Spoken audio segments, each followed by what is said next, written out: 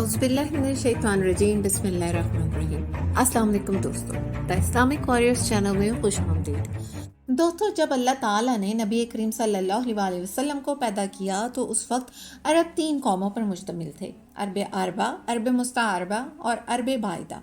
आप सल्लल्लाहु अलैहि वसल्लम का ताल्लुक अरब मुस्ताअरबा से बनता है। ये लोग अरब नहीं थे, बल्कि इनका ताल्लुक फ़लस्तीन से था और ये हज़रत इब्राहीम अलैहिस्सलाम की नस्ल से थे, जो कि मक्का में उस वक्त आबाद हुए जब हज़रत इब्राहीम अलैहिस्सलाम का हज़रत सारा से हज़रत हाजरा के मुतालिक झगड़ा हुआ और फिर हज़रत इब्राहीम अलैहिस्सलाम हज़रत हाजरा को हज़रत सारा से बचाने की गर्ज से मक्का छोड़ गए, जहां आजकल आब ज़मज़म का कुआं है। हज़रत हाजरा की गोद में उस वक्त हज़रत इस्माइल थे, जो कि शीरख्वार थे, जिनकी प्यास की शिद्दत की बदौलत अल्लाह ताला ने आब ज़मज़म का कुआं जारी किया। अब कुछ अरसे के बाद कबीला जरहम के लोग, जो कि खालिस अरब थे, पानी की तलाश में मक्का आए थे, जो आब ज़मज़म का कुआं देखकर हज़रत हाजरा से इजाज़त लेकर वहीं आबाद हो गए। इन्हीं के बच्चों के साथ खेलकर हज़रत इस्माइल अलैहिस्सलाम ने अरबी सीखी और फिर कबीला जरहम की ही लड़की से शादी की और इसी तरह हज़रत इस्माइल अलैहिस्सलाम की नस्ल आगे बढ़ी। यही लोग अरब मुस्तारबा हैं। फिर कुछ अर्सा के बाद जब हज़रत इब्राहीम अलैहिस्सलाम को अल्लाह की जानिब से काबा तामीर करने का हुक्म हुआ तो वो दोबारा मक्का आए। इब्ने अब्बास रज़ी अल्लाह अन्हु से एक तवील हदीस रवायत है, जिसका मुख्तसर हिस्सा यहाँ जिक्र करते हैं। इब्ने अब्बास रज़ी अल्लाह अन्हु से रिवायत है कि इब्राहीम अलैहिस्सलाम इनके यहाँ तशरीफ़ लाए तो देखा कि इस्माइल ज़मज़म के करीब एक बड़े दरख्त के साए में, जहाँ इब्राहीम इन्हें छोड़ गए थे, अपने तीर बना रहे हैं। जब इस्माइल अलैहिस्सलाम ने हज़रत इब्राहीम अलैहिस्सलाम को देखा तो इनकी तरफ खड़े हो गए और जिस तरह एक बाप अपने बेटे के साथ और बेटा अपने बाप के साथ मोहब्बत करता है, वही तर्ज अमल उन दोनों ने भी एक दूसरे के साथ इख्तियार किया। फिर इब्राहीम अलैहिस्सलाम ने फरमाया, इस्माइल, अल्लाह ने मुझे एक हुक्म दिया है। इस्माइल अलैहिस्सलाम ने अर्ज़ किया, आपके रब ने जो हुक्म आपको दिया है आप उसे ज़रूर पूरा करें। उन्होंने फरमाया, और तुम भी मेरी मदद कर सकोगे? अर्ज़ किया कि मैं आपकी मदद करूँगा। फरमाया कि अल्लाह ताला ने मुझे हुक्म दिया है कि मैं इसी मुकाम पर अल्लाह का एक घर बनाऊं, और आपने एक और ऊंचे टीले की तरफ इशारा किया कि इसके चारों तरफ। कहा कि उस वक्त इन दोनों ने बैतुल्लाह की बुनियाद पर इमारत की तामीर शुरू की। इस्माइल अलैहिस्सलाम पत्थर उठा उठा कर लाते और इब्राहीम अलैहिस्सलाम तामीर करते जाते थे। जब दीवारें बुलंद हो गई तो इस्माइल अलैहिस्सलाम ये पत्थर लाए और इब्राहीम अलैहिस्सलाम के लिए इसे रख दिया। अब इब्राहीम अलैहिस्सलाम इस पत्थर पर खड़े होकर तामीर करने लगे। इस्माइल अलैहिस्सलाम पत्थर देते जाते थे और ये दोनों ये दुआ पढ़ते जाते थे, रब्बना तक़ब्बल मिन्ना इन्नका अंतस समीउल अलीम। हमारे रब, हमारी ये खिदमत तू कबूल कर, बेशक तू बड़ा सुनने वाला और जानने वाला है। फरमाया कि ये दोनों तामीर करते रहे और बैतुल्लाह के चारों तरफ घूम घूम कर ये दुआ पढ़ते रहे, ऐ हमारे रब, हमारी तरफ से ये खिदमत कबूल फरमा, बेशक तू बड़ा सुनने वाला, बहुत जानने वाला है। यहाँ एक बात समझना ज़रूरी है कि इस वक्त जहाँ खाना काबा मौजूद है, ये बिल्कुल वही जगह है जहाँ हज़रत आदम अलैहिस्सलाम ने खाना काबा की बुनियाद रखी थी।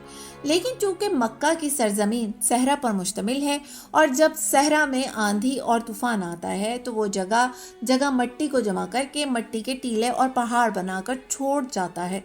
इस वजह से हज़रत आदम अलैहिस्सलाम के बनाए हुए खाना काबा की बुनियाद को ढूंढना बहुत मुश्किल था। लिहाजा अल्लाह ताला ने हज़रत इब्राहीम अलैहिस्सलाम को कुछ निशानियां बताईं और बादल का एक टुकड़ा भेजा और उनको हुक्म दिया कि इस बादल के टुकड़े के साए से आप काबा की इमारत की पैमाइश कर लें और निशान लगा लें। अब यहाँ अल्लाह की कितनी ज़बरदस्त निशानी हम देख सकते हैं कि अरब के तपते सहरा बियाबान में आसमान पर बादल का एक टुकड़ा खड़ा है और इस टुकड़े के साए के नीचे हज़रत इब्राहीम अलैहिस्सलाम खाना काबा की इमारत के लिए निशान लगा रहे हैं। कितनी हैरत अंगेज़ बात है कि आज के दौर की तरह ना इनके पास कोई औजार है और ना ही कोई मापने का फीता, और वो सिर्फ अपने कदमों से एक चौकोर इमारत की पैमाइश के लिए निशान लगा रहे हैं। इस तरह उन्होंने एक खूबसूरत आर्किटेक्चर का नक्शा तैयार किया।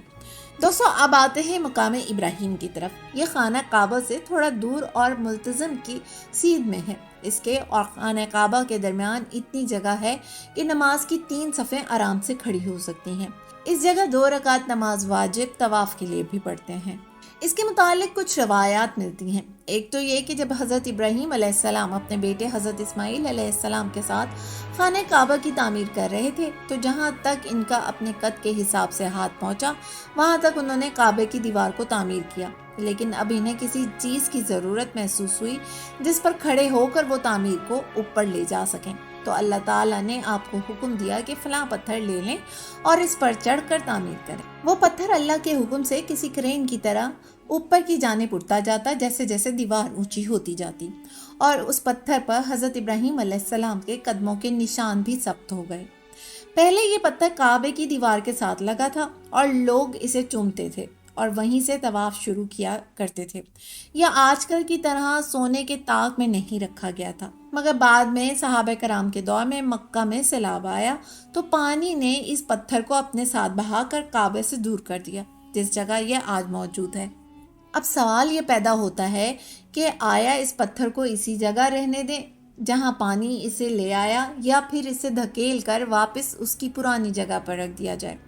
جب یہ پتھر کعبے کی دیوار کے ساتھ لگا تھا تو لوگ طواف کے دوران اس سے ٹکراتے اور انہیں اس سے تکلیف ہوتی تھی، تو صحابہ کرام نے آپس میں مشورہ کر کے اسے وہیں رہنے دیا جہاں پانی اسے لے آیا تھا اور جہاں یہ آج موجود ہے۔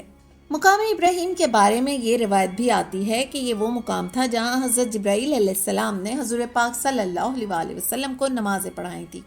پہلے دن 5 نمازیں اول وقت میں اور دوسرے دن 5 نمازیں آخر وقت میں پڑھائیں۔ یہ حدیث امام جبرائیل کے نام سے بھی مشہور ہے، جس میں نماز کے اوقات کا ذکر ہے۔ ایک اور روایت مقام ابراہیم کے بارے میں آتی ہے کہ اس پتھر پر کھڑے ہو کر حضرت ابراہیم علیہ السلام نے لوگوں کو حج کی دعوت دی تھی، جبکہ بعض روایات میں ہے کہ وہ جگہ عرفات کا میدان ہے، مقام ابراہیم نہیں۔ اب ہم تاریخ کے اس دور میں آ کھڑے ہیں جب مکہ میں اور اس کے اطراف میں سب ایک ہی دین کے ماننے والے تھے، چاہے وہ یہود ہوں یا نصارہ، اور وہ دین ابراہیمی تھا جسے دین توحید بھی کہا جاتا تھا۔ اس وقت وہاں نہ کوئی مشرک تھا نہ کافر، بلکہ سب ملت ابراہیمی میں سے تھے۔ مگر ہم اپنی آنے والی ویڈیو میں اس بات کا ذکر بھی کریں گے کہ مکہ جو اس وقت دین ابراہیمی کا مرکز تھا وہ بعد میں کفر و شرک کا مرکز کیسے بنا۔ لیکن اس سے پہلے ہم دور ابراہیم کی سپر پاور کے بارے میں تھوڑا سا جان لیں۔ ہمارے لیے بطور مسلمان سب سے بڑی اور واحد سپر پاور صرف اللہ کی ذات ہے، لیکن جس دنیا میں ہم رہتے ہیں، اس دنیا میں جس ملک کے پاس طاقت ہو، جو معاشی اور سیاسی طور پر مضبوط ہو، وہ ملک سپر پاور کہلاتا ہے۔ جس طرح کچھ عرصہ پہلے ہماری دنیا میں 2 سپر پاورز تھیں، امریکہ اور روس، لیکن اب صرف امریکہ واحد سپر پاور ہے، اور آنے والے زمانے میں کہا جاتا ہے کہ چین نئی سپر پاور ہوگا۔ اسی طرح اس زمانے میں بھی 2 سپر پاورز تھیں، روم اور فارس، جن کے بادشاہ کا نام کیسر اور کسرا تھا، جن کا ذکر تاریخ کی کتابوں میں بھی ہمیں ملتا ہے۔ یہ دونوں سپر پاور مکہ اور مدینہ سے ہٹ کر تھیں، جہاں حضرت ابراہیم علیہ السلام اور ان کا خاندان آباد تھا۔ یہ سب اللہ تعالیٰ کا منصوبہ تھا کہ جہاں اللہ کو اپنے آخری اور محبوب نبی کو پیدا کرنا تھا، وہاں زمینی خداؤں کا غلبہ نہیں تھا۔ اللہ تعالیٰ نے انہیں ایک آزاد سرزمین پر پیدا فرمایا تھا، اور خانہ کعبہ جو کہ بالکل دنیا کے بیچ میں، دنیا کے مرکز میں ہے، وہاں سے ان آخری نبی صلی اللہ علیہ وسلم نے دنیا کو لیڈ کرنا تھا، اللہ تعالیٰ کا نام بلند کرنا، باقی سپر پاورز کا نام اور نشان مٹانا تھا، اور اسی جگہ قرآن پاک کو نازل ہونا تھا۔ تو یہ سب کچھ صدیوں پہلے ہی اللہ تعالیٰ نے پلان کر لیا تھا۔ دوستو، یہ بات تو ہم نے سمجھ لی کہ اس وقت مکہ اور اس کے ارد گرد کے زمینی حقائق کیا تھے، مگر ہم اس بات کا تذکرہ اپنی آنے والی ویڈیو میں کریں گے کہ مکہ میں بت پرستی کیسے شروع ہوئی۔ امید کرتے ہیں کہ آپ کو ہماری یہ ویڈیو ضرور پسند آئی ہوگی۔ اپنی رائے کا اظہار کامنٹ باکس میں ضرور کیجیے گا۔ شکریہ۔ امید کرتے ہیں کہ آپ کو آج کی یہ ویڈیو بہت پسند آئی ہوگی۔ ویڈیو اچھی لگے تو اسے لائک کرنے کے ساتھ ساتھ اپنے دیگر دوستوں کے ساتھ بھی شیئر کر دیجیے، اور ہمارے چینل دی اسلامک واریئرز کو سبسکرائب کرنا نہ بھولیں۔